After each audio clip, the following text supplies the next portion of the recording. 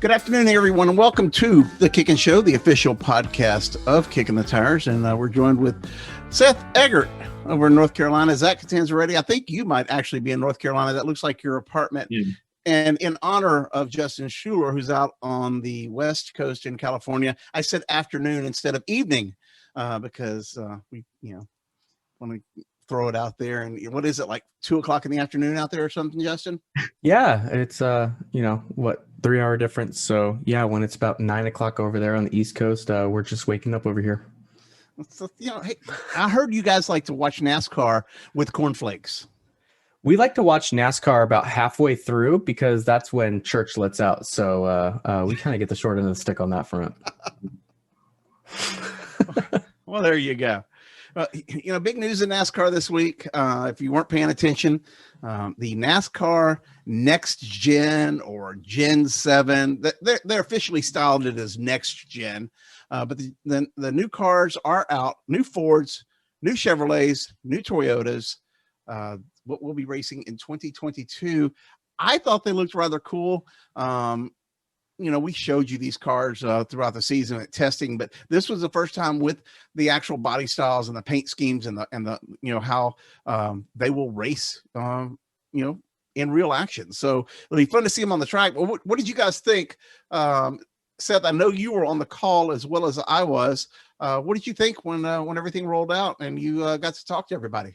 I love the look of the Ford and of the Chevrolet. They both look much more like the production cars. Toyota, on the other hand, there were aspects that looked like the production car, but it still looked more like a lot like the Gen 6 car when the Toyota was first unveiled for the Gen 6 car. That being said, both Hamlin and Logano both referenced testing as soon as October, if not August. And for Logano, he believes that the car is going to put the destiny of the driver back in the driver's hands because, as he said, you're not going to be able to make the excuse that the other drivers have better spindles or the other drivers have more money in their shocks or other parts because they're going to be standardized parts between the various vendors that NASCAR has chosen. Yeah, that's one of the things that people don't realize, that different parts of the car are not, they're no longer made by NASCAR or by the NASCAR teams for better, or lack of better terminology. They're made by vendors. And so, for example, if you want to talk about who's making the brake systems, that's AP Racing Limited. The wheels are made by BBS of America. The radiator ducts by Dallara. The Firework Composites LLC is making the deck lid, the hood, the rocker box, the cooling ducts, underwing. So there's a lot of different, 5 Stars actually making the doors, fenders, bodies. So there's a lot of different companies that are making the parts for this that these teams actually have to go out there and buy. They just kind of put it all together. And so no one can spend $1 million or $2 million or $20 million on engineering and make something, better, because it all has to be within spec.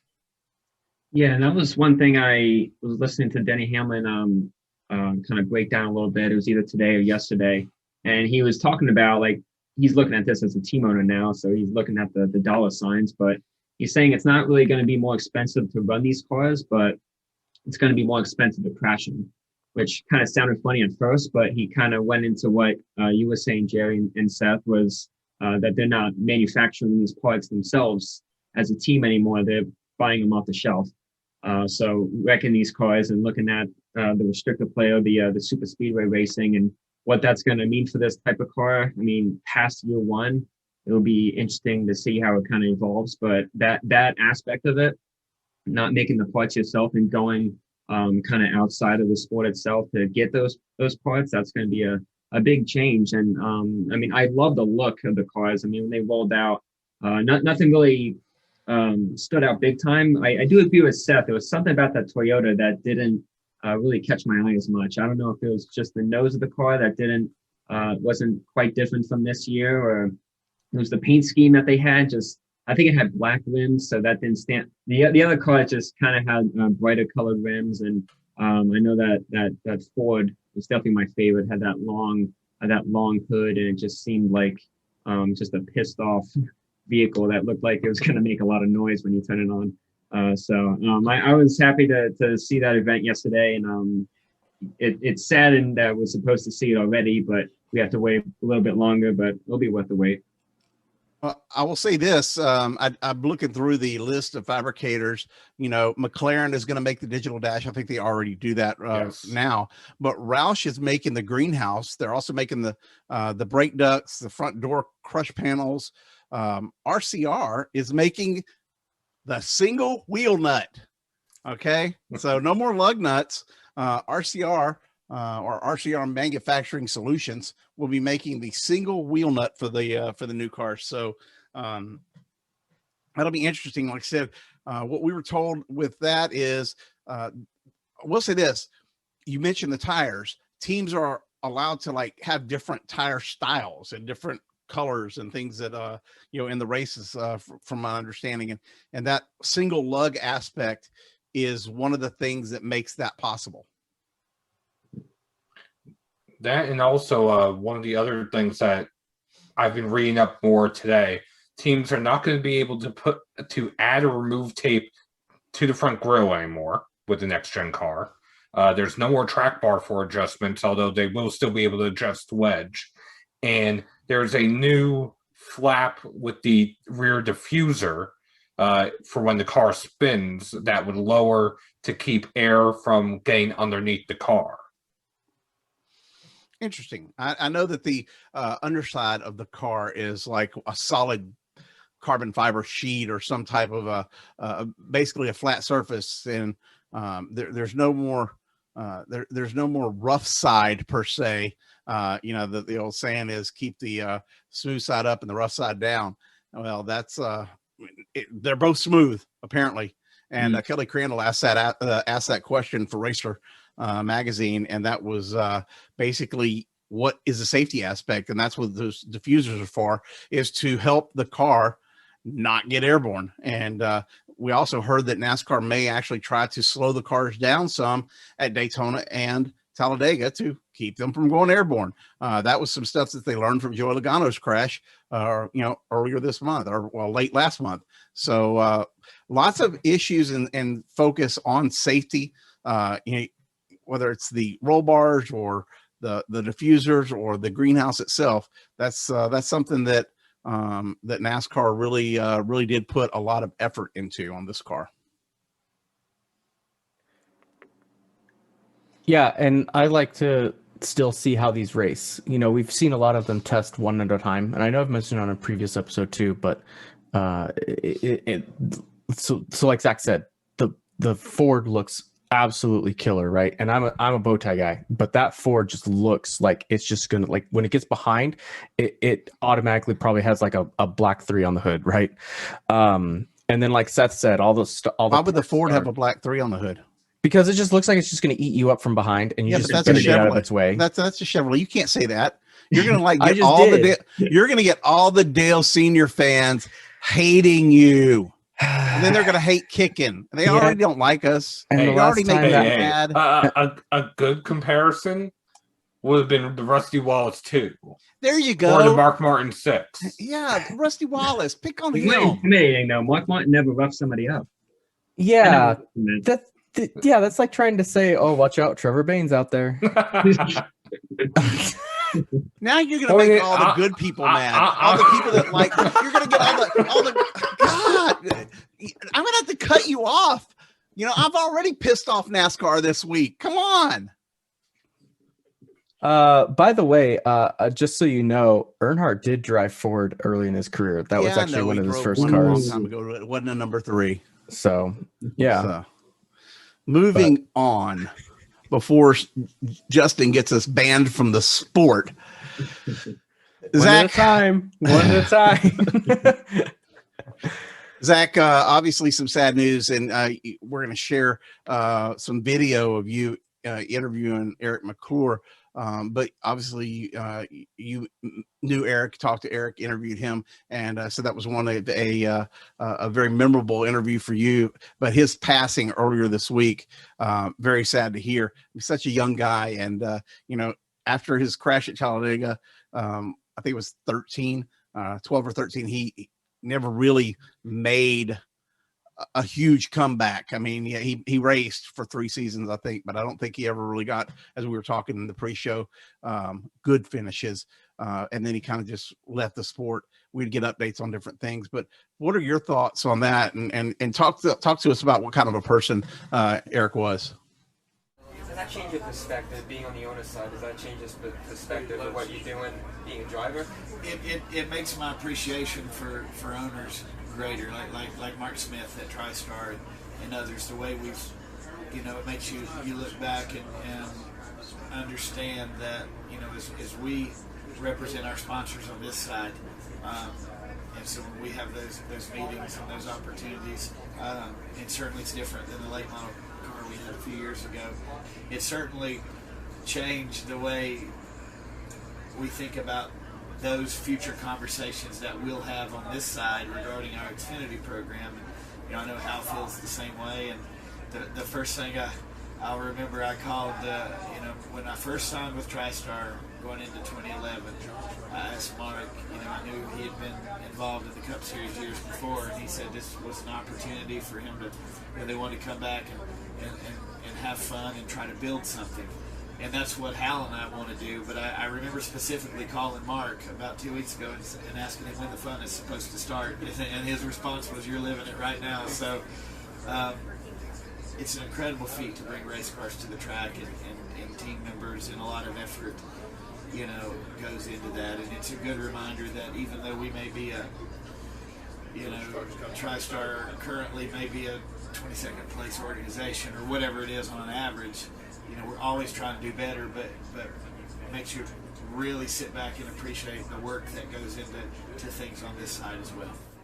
Quite a shocker of a news that we got on May 2nd. So I guess it was Sunday or Monday. He's been going through a lot of tough times. I mean, you mentioned the Talladega wreck. That was almost about 9 years ago. But everything he's gone through since then with the arthritis and the multiple concussions and the issues with his ligaments and muscles, and he had kidney failures, and he went through just a lot of dark times physically and mentally. I was really happy to get to meet him 4 or 5 times. I was highlighted by my first interview with him in 2015, which was actually a couple of weeks before he had another concussion. But at the time, I was just starting a YouTube series called One-on-One, where I would sit down with drivers, and he was one of my first guests.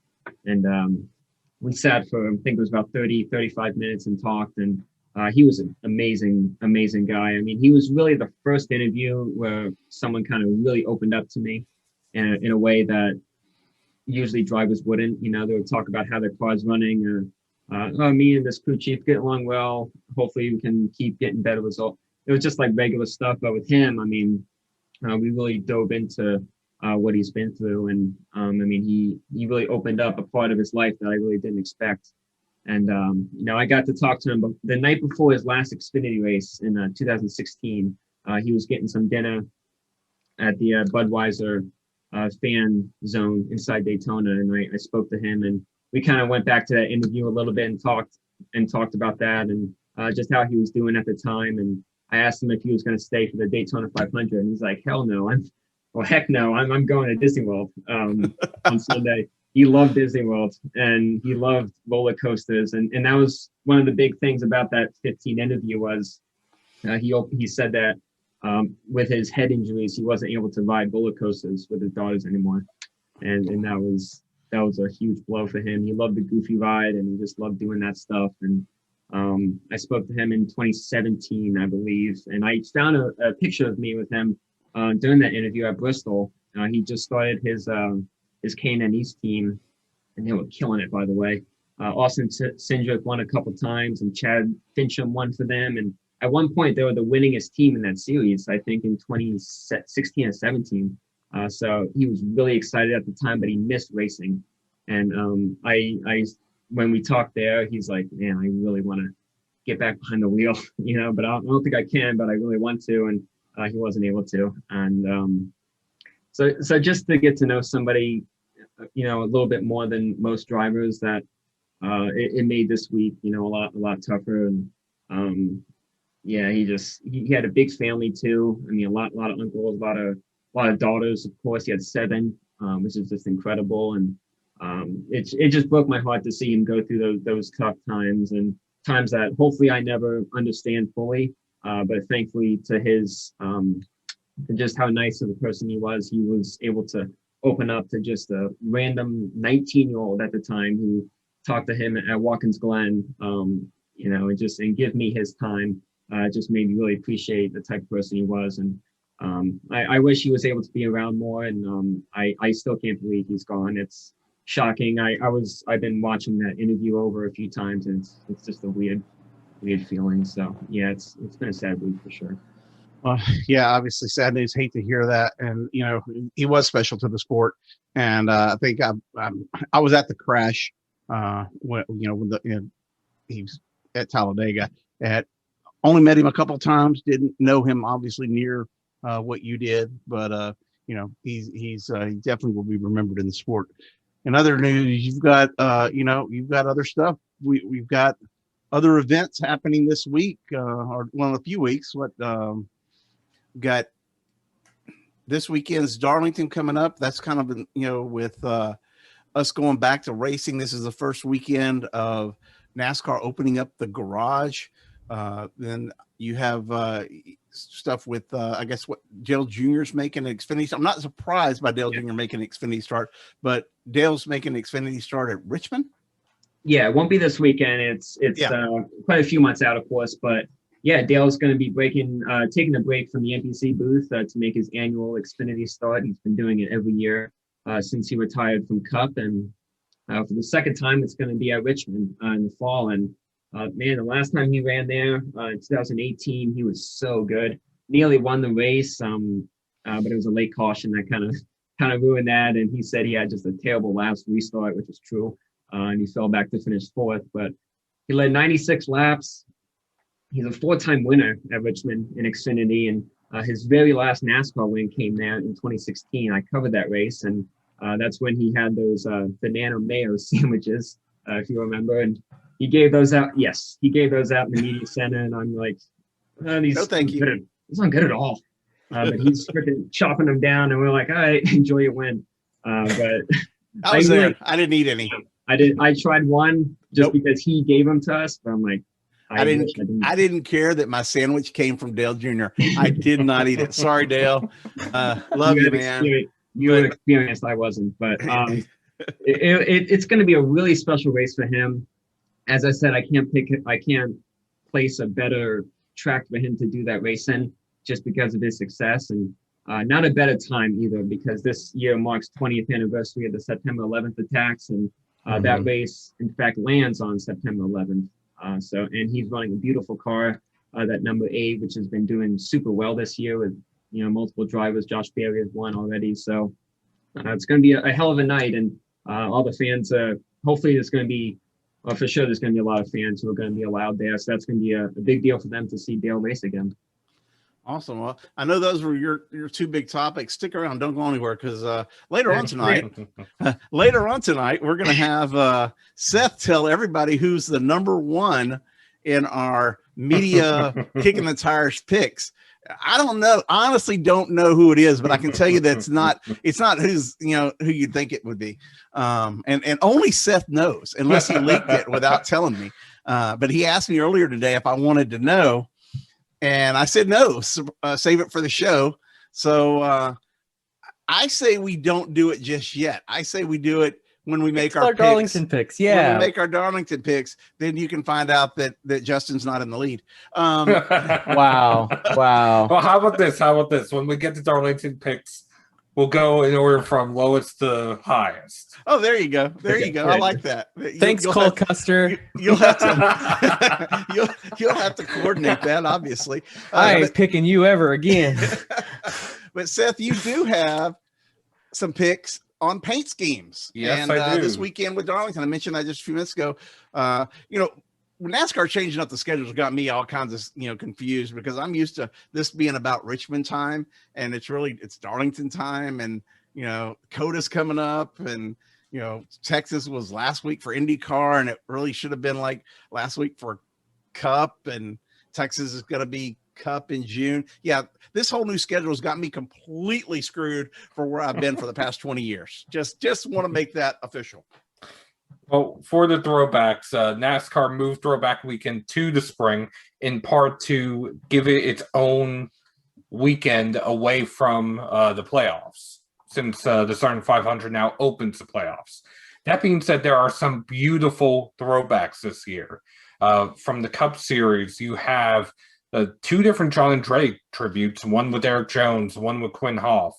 You have multiple Alan Kulwicki tributes, Corey LaJoie, Chase Elliott, Anthony Alfredo. So there are some excellent throwback schemes in the Cup Series. In my opinion, the best throwbacks actually are in the Xfinity Series this year. The Gatorade car with Michael Annett at Junior Motorsports. The what can Brandon Brown do for you to throw on? We got to break that one. We got to have that one ahead of everybody.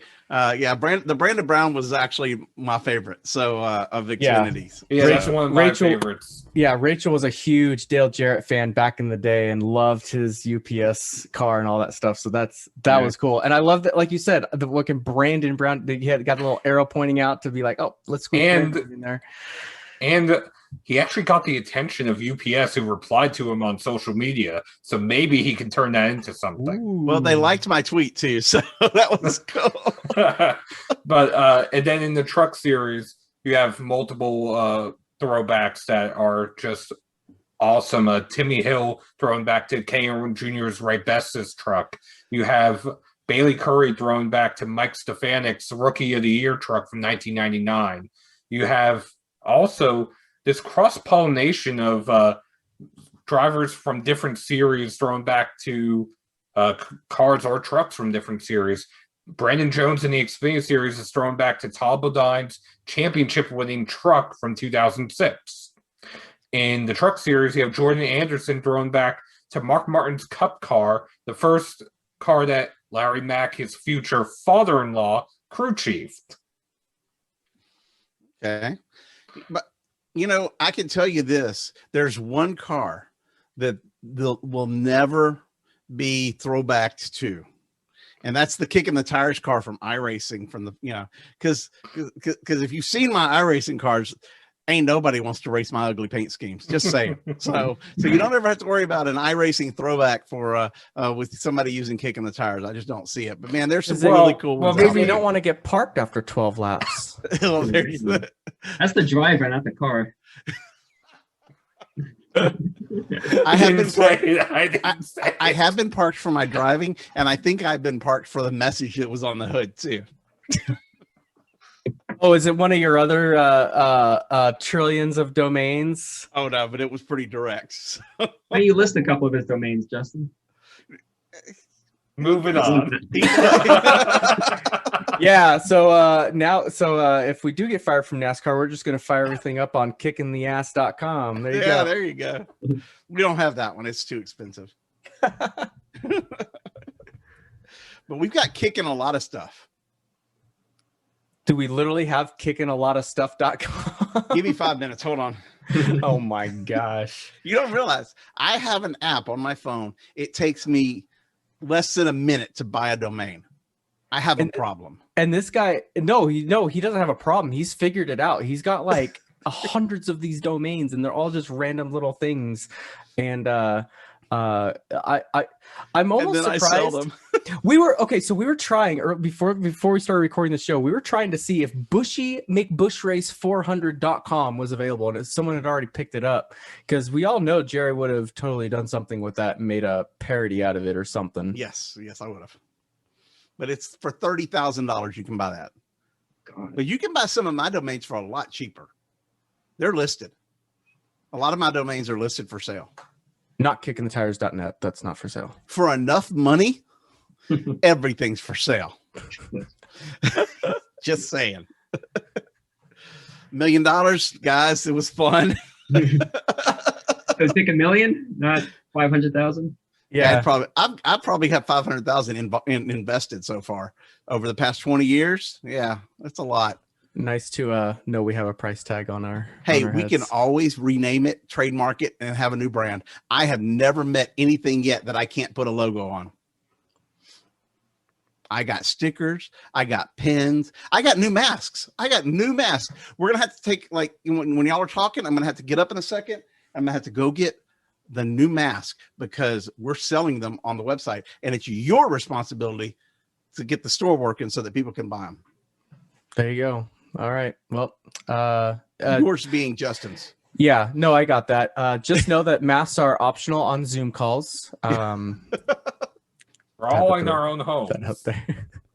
Hey, I want to go back real quick before we get too far in the weeds because Seth's got to talk about like iRacing and whatever the hell the Rocket League is. But I got some email about that earlier this week. But IndyCar had a doubleheader at my home track at Texas Motor Speedway this weekend. And look, the first one, Scott Dixon, like, you know, he won back-to-back. He won the race last year. He won the race this year. He's won 5 in a row. Or he's won 5 straight, or not 5 straight. He's won 5 total. I'll get that right in a minute. Races at Texas Motor Speedway.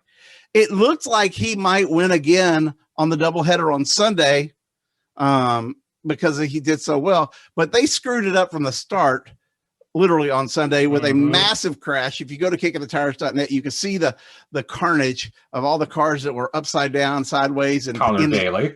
Connor Daly. And Connor actually liked the photo of him upside down with his bright ass yellow helmet, you know, 2 inches off the concrete. He's, you know, staring down at asphalt upside down. He actually liked the photo when I tweeted it out. But so that was cool. I was glad he was okay. He kind of said it sucked to be upside down before he even took the green flag. But Pato Award. Pato.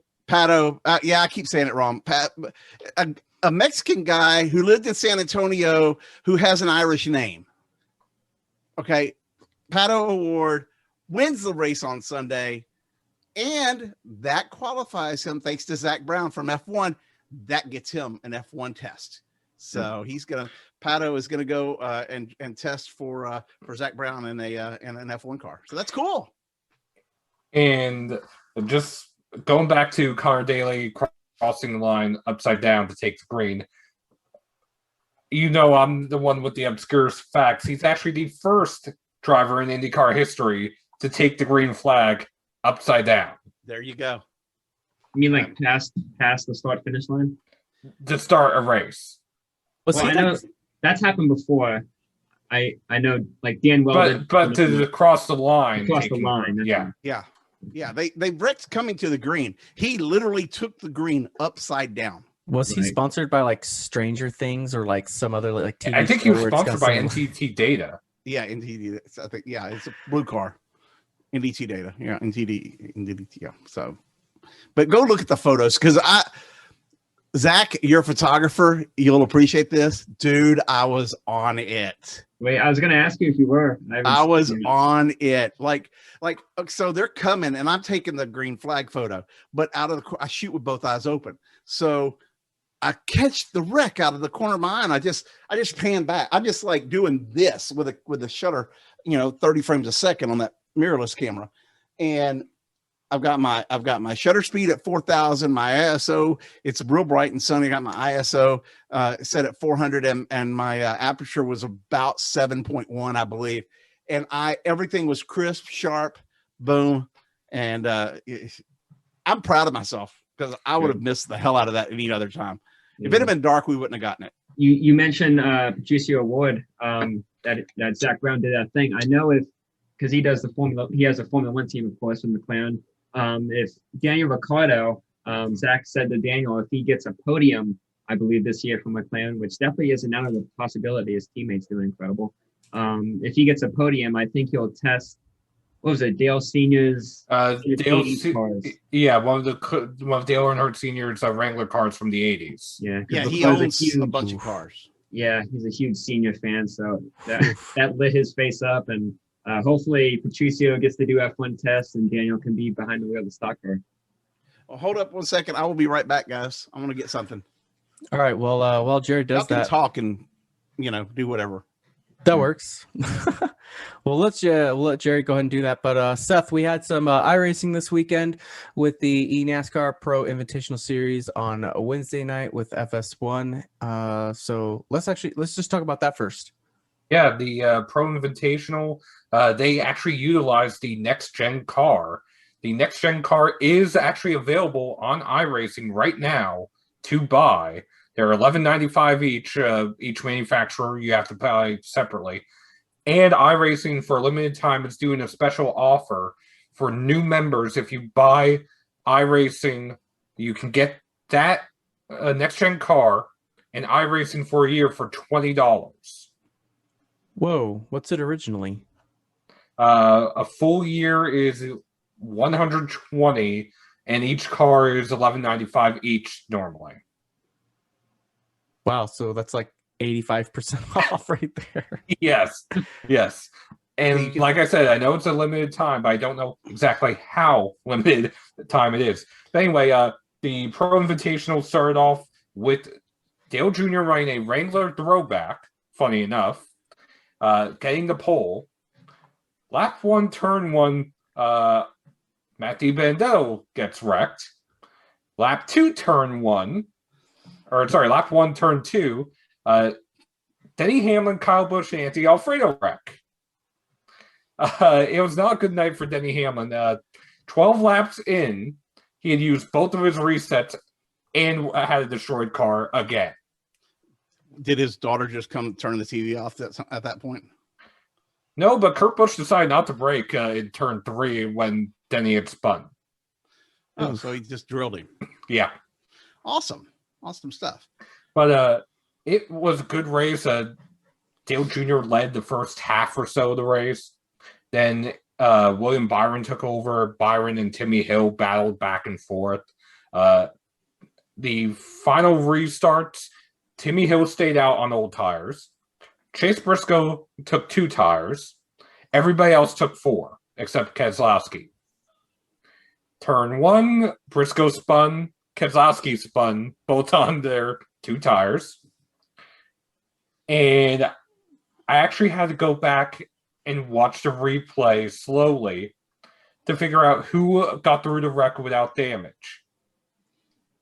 3 drivers got through the wreck without damage.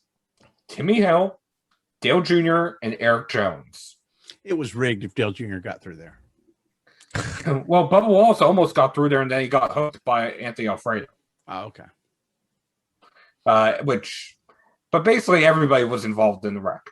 Final restart, Timmy Hill got a good jump. He was battling with Anthony Alfredo, who somehow still had plenty of speed despite not having a nose on his car. And Eric Jones just used the draft to his advantage, swept by the 2 drivers to take the lead with 2 to go. Timmy and Anthony were still so focused on battling each other, they put each other in the wall with 2 to go, basically giving the win to Eric Jones. How did Junior finish? Because I actually did see some of the highlights of the wreck. I don't know how anybody got through that wreck. So, joking about Junior finished 3rd. Okay, so finished. I know that when they did go pile in there and Cindric spun and everybody was wrecking out and with damage, it was that was one of the highlights that I was able to see after it was over with. Yeah, there were some pretty big wrecks. Both Kyle Busch and Austin Dillon flipped at various points in the race. Granted, it is iRacing, so they're obviously okay. The only driver who did not take part in it from the Cup Series that is in a chartered team is Ryan Blaney, because he was testing the next-gen car at a tire test in Texas. Yeah, which we found out about on the call, and had I known that it was going to be going on, I would have snuck over to Texas Motor Speedway, which is 4.5 hours away. I just stayed up there this week, and we'd have had some video or photos of that. But no, we didn't. They kept all that secret, which kind of sucks. Now, in addition to the Pro Invitational taking place, I do want to say one thing about Eric Jones's win, because that move going into turn 1 was freaking epic. It was a 3-wide move that you never see at Darlington. And the funny thing is, he did that in real life last year, coming off of turn 4. or was it maybe 2 years ago? He made a 2 years three-wide ago. move. Yeah, he made a three-wide move to the lead and pulled it off, which was incredible. So the first thing when he did that move, I thought about that, and he somehow made it stick, and he held on to the win. It was crazy. Now, in addition to the Pro Invitational on iRacing, there was some other NASCAR esports news, except it wasn't involving iRacing this week. There's two different things. Motorsport Games announced that the next console game will use the R Factor 2 engine for their physics model after they bought R Factor, the parent company of it. And Psyonix, which is the maker of Rocket League, has announced a partnership and a collaboration with NASCAR.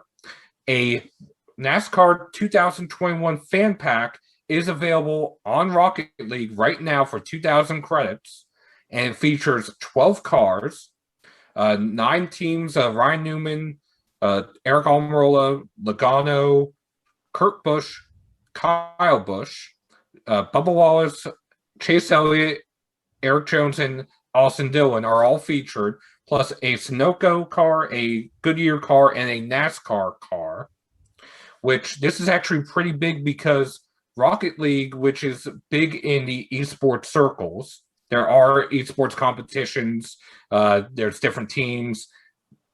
They have never had cars on their platform with actual sponsors before. This is the first time they're ever allowing it because they said that this is actually what makes the NASCAR race cars look like race cars. I have a question because I don't know what Yeah. Rocket League is. I saw the cars and stuff. Explain to people what Rocket League is and explain to them how much 2,000 credits are. Well, Rocket League is primarily a console game. It's also available on PC. So it's on PS4, PS5, Xbox, and it is essentially car soccer. Car soccer. Yeah. Yeah, you Yeah. know how you go to like a local track and they have like a night of destruction and a bunch of fun stuff with like a demo derby, a figure 8 race, and then they just put that big old soccer ball right in the middle and then put like 6 cars out there and they say go. That's exactly what's going on. They're literally just hitting a soccer ball back and forth into goal. I had no clue. I mean, I'd never And- seen it. So And 2,000 credits, I'll be honest, I do not currently have Rocket League. I haven't had it in a while. But 2,000 credits, I think, is maybe $2. Don't quote me on that. I know it's relatively cheap in the grand scheme of things. And also in Rocket League, at the end of each match, you earn credits. So it might also be something you can earn for free if you've built up enough credits. So Okay. I pulled up Rocket League's wiki, and they have 1,100 credits up for $10 US, and then Okay, so say it's 3,000 $20. and then Probably. 3,000 credits for 25. So yeah, somewhere in that $20 range. And Okay. and this fan pack is only available until May 12th. So you have to buy it before then, or you can't get it. Yes, exactly. That's And this is a multi-year collaboration between NASCAR and Psyonix. Okay, interesting stuff. I had no clue. So that said, you know, we have NASCAR soccer now. Who knew? Well, I'll be honest. The look of the cars on Rocket League. Some people may remember this game, some may not. The old NASCAR Rumble game from the PlayStation 1, PlayStation 2 era, which was essentially NASCAR meets Mario Kart. That's to a certain point what we're looking at with Rocket League. Well, look, I mean, honestly, I'm sitting here in my NASCAR iRacing sim, you know, but I don't even use it anymore because no one lets me race with them. It's kind of like, you know, no one picks the bad driver to be on their team. So, and I see you looking down and ignoring me because you're guilty of it too. But that's okay. I get it. The fat kid will go sit on the bench and y'all can have all the fun. So The NASCAR soccer thing makes me remember what Tony Stewart said at Talladega that one year. yes, I think he kind of saw it coming. there you go. Yeah, All right, so you run 'em- heard it here first. 2022 NASCAR All-Star Race is going to be a big old soccer match between all the teams. Well, since we're talking Heavyweight Tony, running back. yeah. Well, since we're talking Tony Stewart, the SRX League made some news this week with their new format. Justin, you're keeping up on that and supposed to be updating the website so people know what's happening with Tony Stewart's SRX League.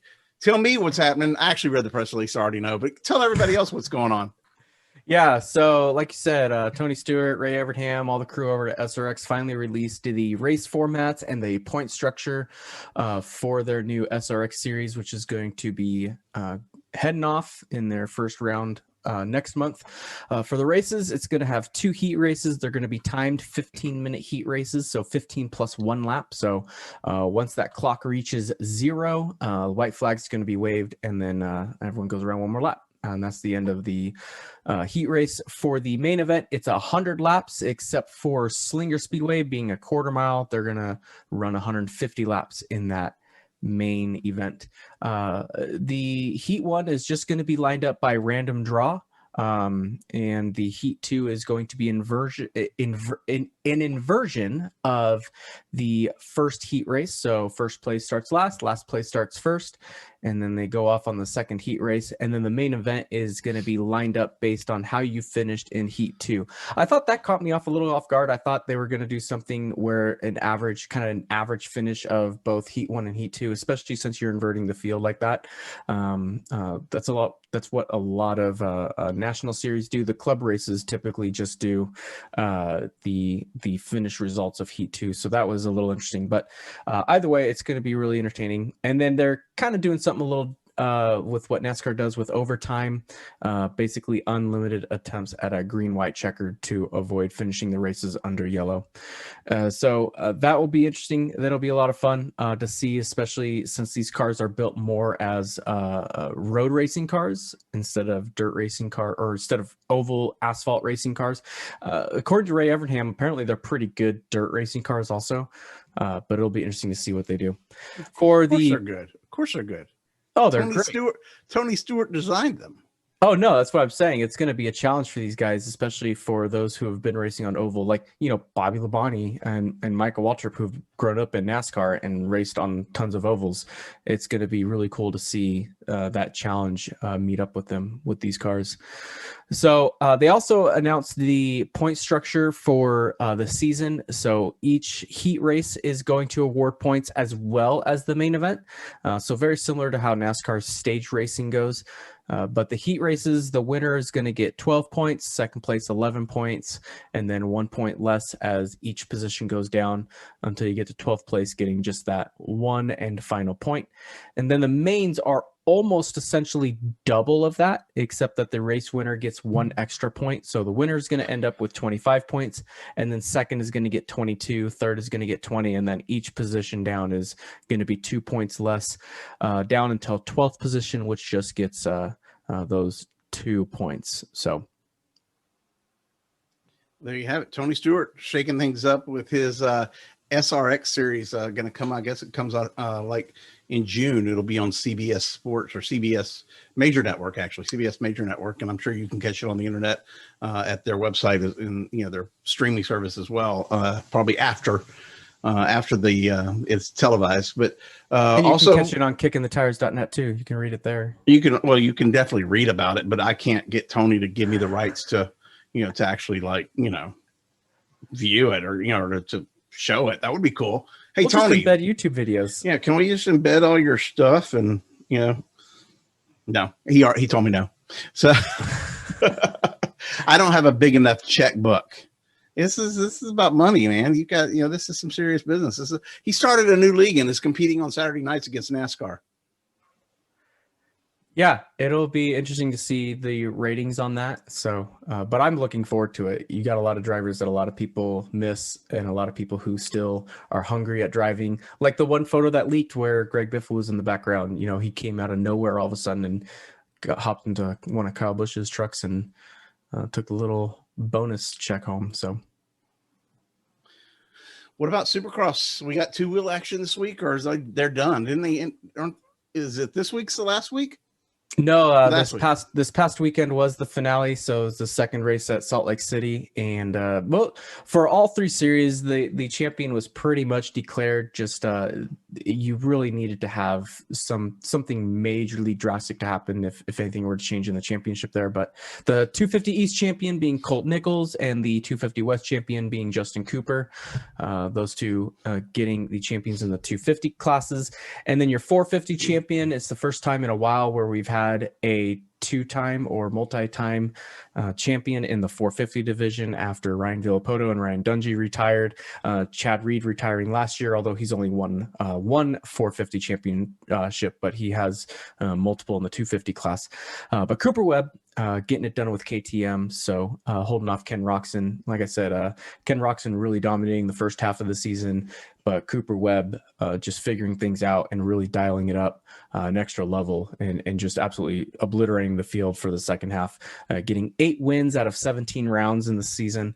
So very well deserved by Cooper Webb. And then your rookies of the year, Seth Haymaker, who got his first career win earlier this year in the 250 division. And then your 450 rookie of the year, Dylan Ferrandis.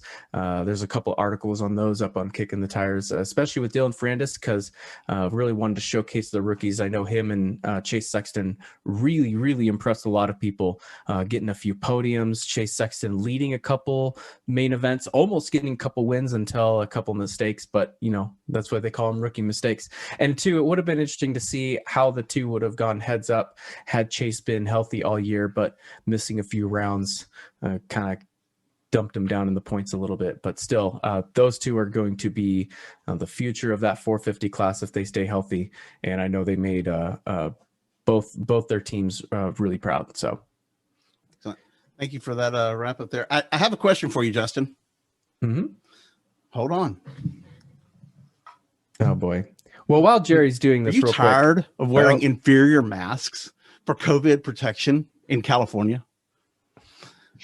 I'm the Kickin the Tires mask from us here at kickinthetires.net for just $8 free shipping.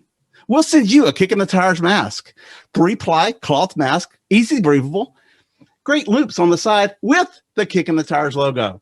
So go to kickinthetires.net. That's kickinthetires.net and get your free Kickin the Tires. Oh, not free. Oh, yeah, I'm going to give them away free to the first 5 people that send us an email. Reach out to us at kickinthetires@gmail.com.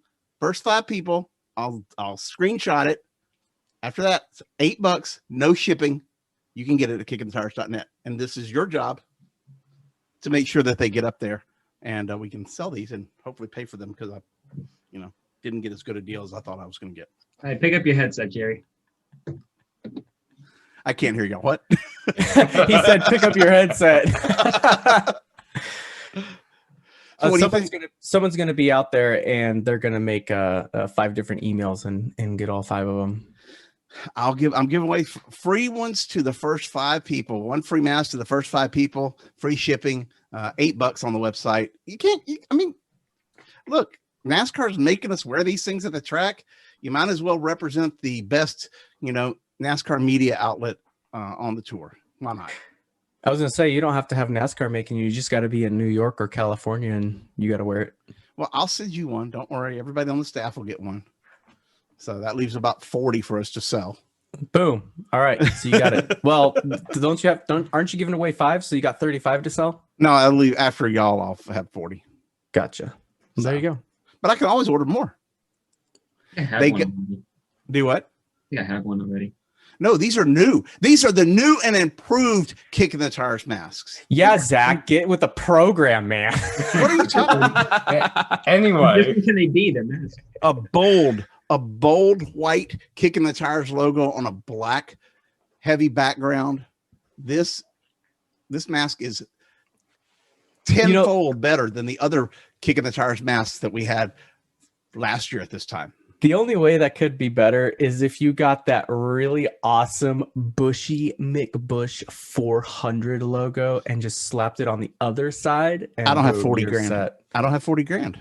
are you just saying that because Jerry picked the winner this past weekend. Talking about the I almost Kansas race. forgot. I almost forgot. Thanks, Cole Custer. Hey. And thanks, Seth. Hey, Seth, why don't Yeah? you take us through the picks for this weekend until Oh, we don't even want to talk about the race. We just want to go straight to the pick.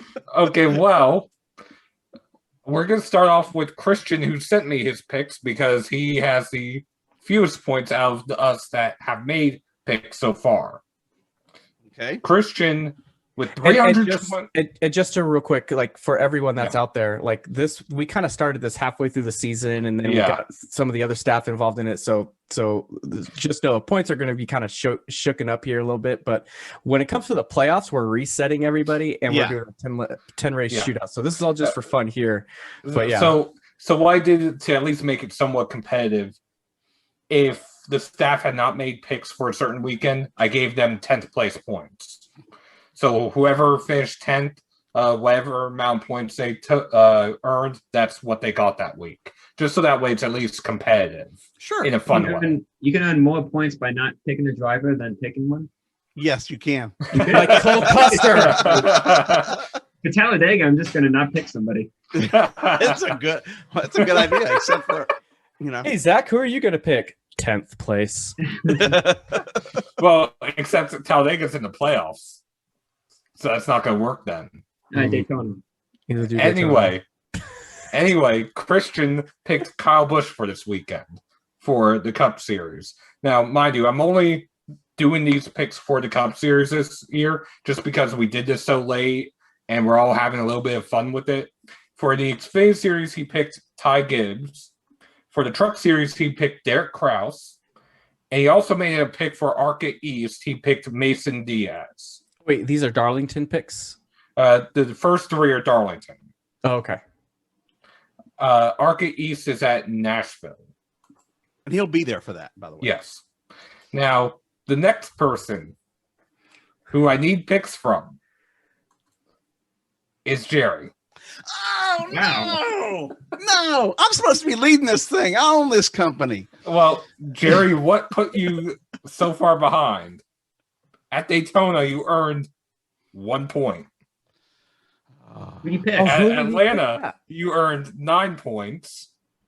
And at Talladega, you earned 6 points. But here's what's funny is I won money betting the winner on every one of those races, but it wasn't who I picked on the show. Zach is 2 for 2 so far with the restrictor plates. 10th place is the better pick. I swear to you, I can show you my betting slips. I won money at every one of those races, but didn't pick that particular driver on the show as my pick. Did you win $40,000 to get the rights for the Buschy McBusch race 400 logo? I did not. I don't care. Yeah, no kidding. This weekend, I guess I'll do my picks this weekend at Darlington for the Truck Series. I don't know. I want to say somebody who's got experience, like a Matt Crafton or somebody. But he's been kind of letting me down. So, who's a good truck pick? I didn't think too much about. I thought I was going to go last. To be honest with you, I think you rigged the point somehow. I think you celebrated too early. That's what happened. Yeah, that's what it is. Yeah. I forgive you, Seth. I like you a lot. I'm going to go with Johnny Sauter for Darlington for the trucks. My pick for Darlington for the Xfinity is going to be Harrison Burton. And my Cup Series pick is going to be none other than DH, Denny Hamlin, getting it done because we know he can do it. Okay, well, the next person who will be making picks is myself. Oh, no. Yeah. So what position are you, like, out of all the staff? Well, out of all the staff, the person with the worst picks is Matt Corson. Ooh. With 292 points. Sarah, who has not been on the show as of yet to make a pick, She's gotten 10th place points the entire time. Has 302 points. Has more points You than got that. Yes. And she hadn't picked. Yes. Close, but she'll pick up. Yeah. And this is from bottom up. Yes, this Yes. is from bottom up. Okay.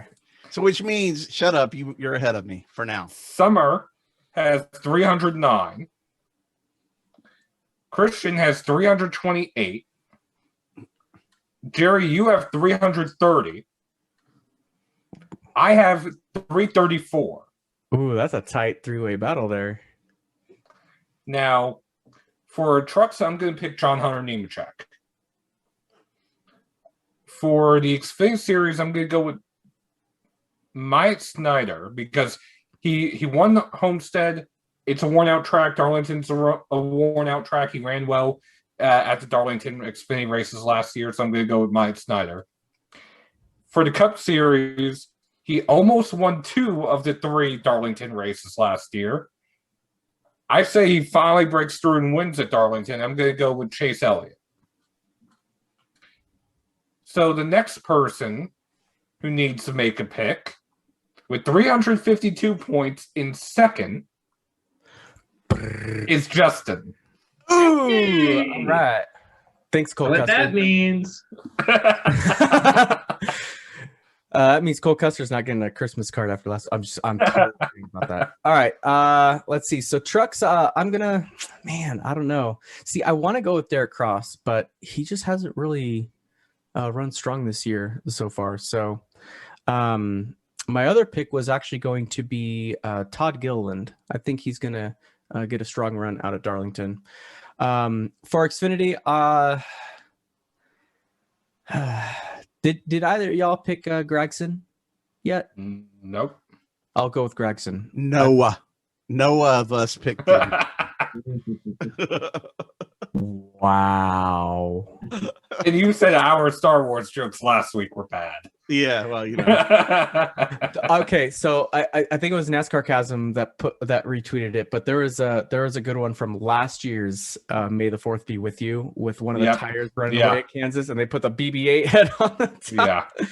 Oh, I loved that. All right, and then for my Darlington pick, man, that's always a tough one. But I'm going to go with Kurt Busch. Okay. So obviously that means Zach still has to make his pick, but I do want to say how many points he has. He leads Justin by 26 points. Zach has 378. That a lot of points.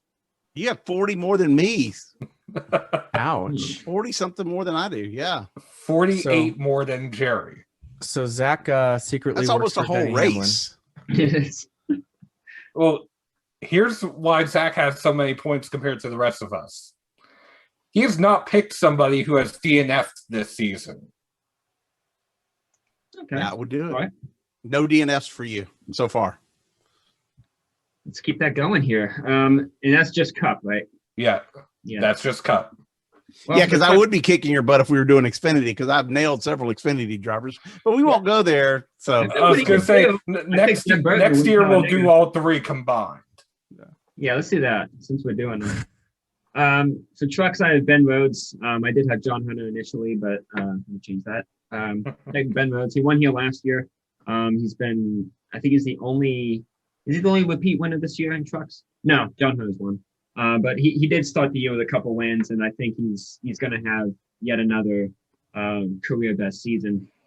For Xfinity, I'm going to go with Allgaier. I think this race usually comes down to like a mad dash to the end. It's usually one of my favorite races of the year. His Xfinity at Darlington. It's so awesome. It always ends up being a 2 or 3 car, just mad rush to the end. And I think Allgaier is going to be kind of laying in the woods, kind of laying back, and he's going to pounce at the end.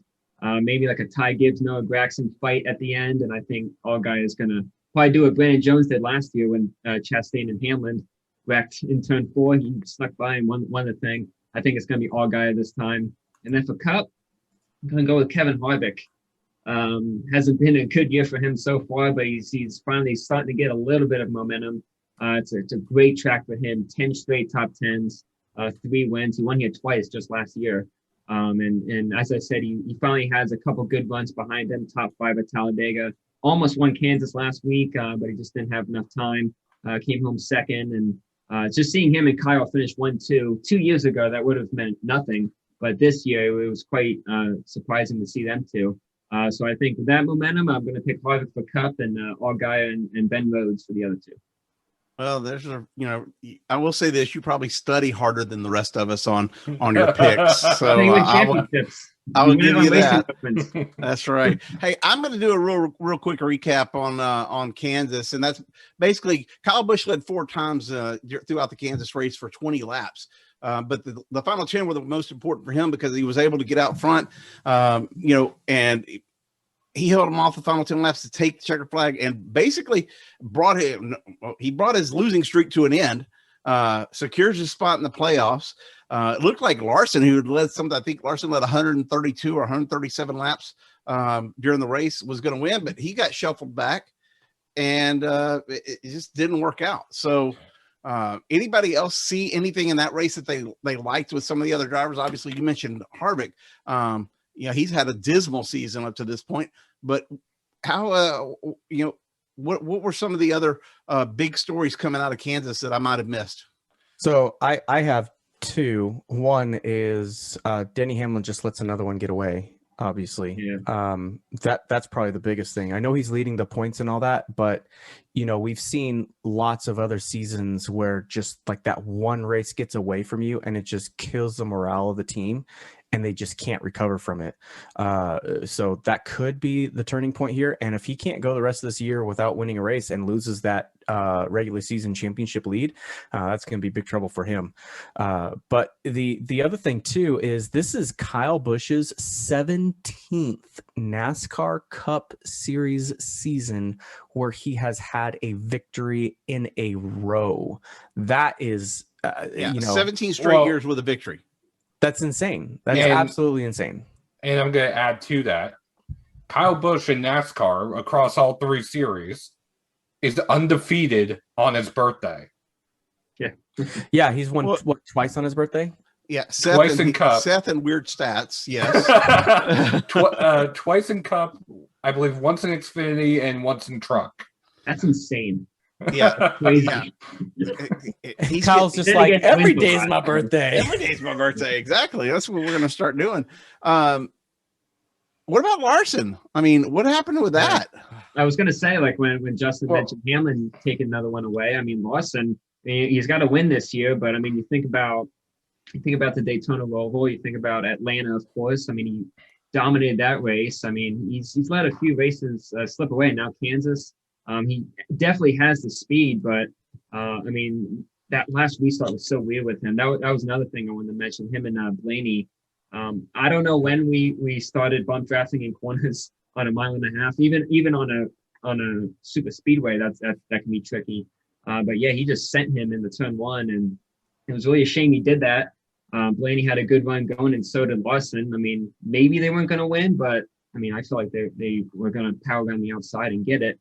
But hell, I mean, they barely got top 20s at the end. So it was a weird move. I'm surprised Blaney wasn't more mad than he was, though he is kind of like a centered person. So maybe he's keeping something inside. But I mean, yeah, it was a weird move, and it just let another win slip. But he has the speed. He just has to complete these races. Post-race, Larson said he should have probably 5 wins. He just does not know how to close it. He said he somehow throws them away, and and obviously that was the case there. Now I don't know if Sunday was really his fault. You know what I mean? It's like, how can you predict that there's going to be 3 more cautions, and then you have the back half of the field pitting for tires, and then you just say, oh, no tires.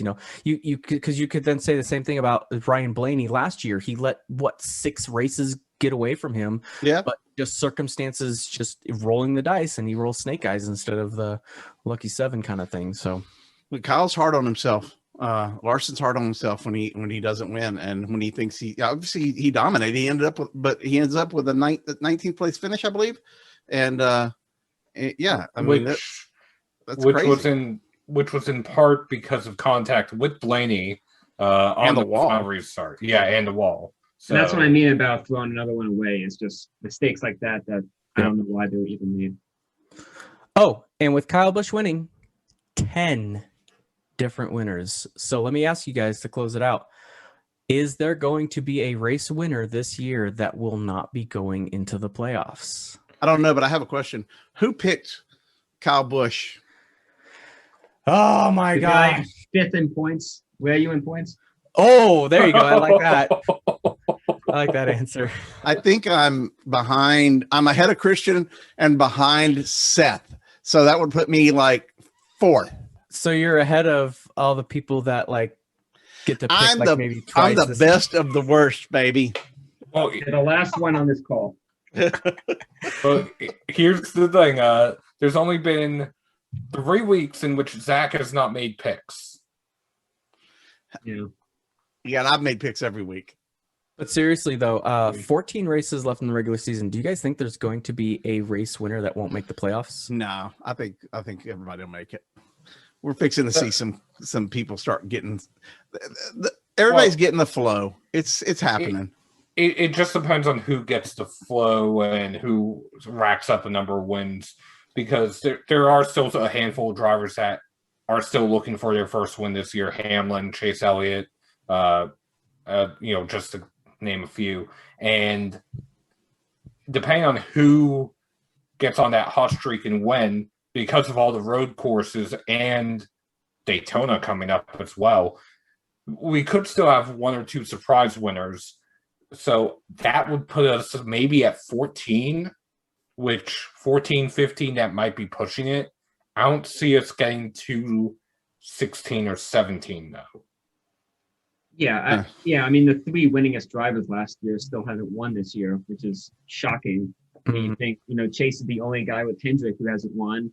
And Denny with Gibbs, he hasn't won. I mean, that's pretty shocking. Both of those are the only guys on their teams not to win. And I didn't see those coming at all. And of course, Farvik's dip in performance. I haven't won in this week, but it's just because he's been good there in the past. But he's good there. He's good at everywhere in the past. And as Seth said, we can definitely get. I mean, every season we get surprise winners, and we've had a few this year already. But with just this different schedule, I mean, I would say we would have at least one other surprise winner, and maybe like a Kurt Busch or someone like that. He's not really a surprise winner, but he's kind of in that 10th to 5th place range. You can always sneak up there and get one. So I would say 14 or 15. It's been a good year. It's going to be more than usual. Well, I guess that'll wrap us up for this week. You can tune in next week here on the Kickin' Show. Before I go, I want to give a shout out to Michael McDowell, carparts.com, and the Front Row Motorsports folks. They did a TV commercial with Michael last week, and I put that out on social media. If you go back a lot in my social media, or go to Michael's, I think he may have pinned it for a while. But McDowell did that commercial. It was cool. So give them a little shout out there. But any closing thoughts from anybody else before we sign off? It's gonna be a hell of a year for throwback racing. Those schemes are probably the best schemes I've ever seen. I really can't wait to at least see them on track. I wish we had practice so we can kind of see the cars a little bit more, but at least we had the throwback the throwback invitational to see them at least in a virtual form. But it's gonna be a fun weekend. I love Darlington. Let's get another first-time winner. Come on, De Benedetto. Yeah. Let's go. Come on, Reddick. Who else is down there? Oh yeah, it's Austin Dillon. Suarez. Well, he's not a first-time winner, but he would be this season. He would be, but and even Ross Chastain, he was third. Bubba Wallace. I mean, we can just keep adding on to this. Yeah, but I think this is the best year so far for throwbacks for all of the teams that are doing throwbacks, and all the teams that are doing throwbacks correctly as well. Yeah, I think Quinn Houff has RCA on his car. Yeah, he does. This is the first time since John Andretti that it's been a primary sponsor. I love when they do that. I mean, I like when they get the colors right. Sometimes they use throwbacks, but they switch the colors for the kind of like I think it's Stenhouse that has it backwards. Yeah, someone's doing like Jeff Burton's Holiday Inn car, but they switched this. That's Harrison. Yeah, I don't like it at all. But I love when they have the actual sponsor comes back. That just tops it off for me.